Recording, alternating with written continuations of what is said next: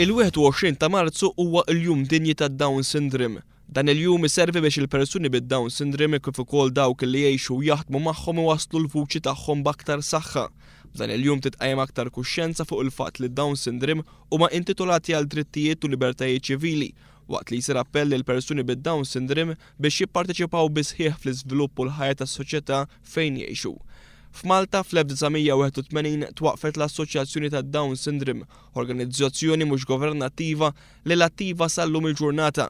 Anna Farrugia tgħid li l-messaġġ li trid twassal l-assoċjazzjoni u dak biex isir enfasi akbar fuq l-abilitajiet tal-persuni bid-Down Syndrome. Inseħħu ħafna fuq independent living u fuq l-edukazzjoni ta' daw it-tfal. Għaliex sar ħafna, però qatt irrid isir iżjed, speċjalment it-tfal meta jalqu 16-il sena. Irridu noħolqu iżjed opportunitajiet għal daw it-tfal, courses, għax dawn huma qabbli. U aħna rridu naraw l-abilità. Flimkien ma' Anna Farrugia fil-Breakfast News ta' One kien hemm ukoll ġenituri li saħħu fuq l-importanza li jkun hemm aktar opportunitajiet tal uliedhom wara li jtemmu l-edukazzjoni ta' 16-il sena. Titkompli l-enfasi ma tistax tieqaf għax orrajt għamilna l-integration ma' mainstream schools, orrajt, dik orrajt. Però ma tistax tieqaf sa' 16, minn 16 il-ħajja tkompli. U hemmhekk u mhux iż-żmien tal-iskola biss, l-iskola 9 xhur, it-3 xhur ta' summer schools ma mhumiex Nodidin laqqas, għax LSAs fi summer schools ma jemx lanqas. Iġifiri ma tistax tiqaf fid-9 xhur tal-iskola biss li ddaħħalhom f'mainstream, dan ħajjithom kollha jridu jkunu mainstream. Marja Laura mifsud tgħid li l-programm edukattivi li hemm bħalissa mhumiex biżżejjed. Aw programm jismu Pathway, jew nkella Special Schools.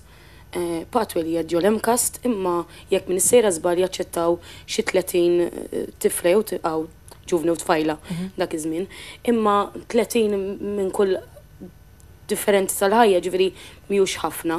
U mbagħad hemm l-special schools imma wara li nkunu tellajnihom ġo mainstream u madraw ma' tfal l-oħra u mbagħad meta jiġu żgħażagħ warrabna kollox u Joanne Sherry tgħid li għandu jkun hemm xi forma ta' entità li tgħin lil persuni bid-Down Syndrome biex wara li joħorġu mis-sistema edukattiva jisibu posthom fid-dinja tax-xogħol. Wara li s-sistema edukattiva qed isibu posthom fid-dinja tax-xogħol?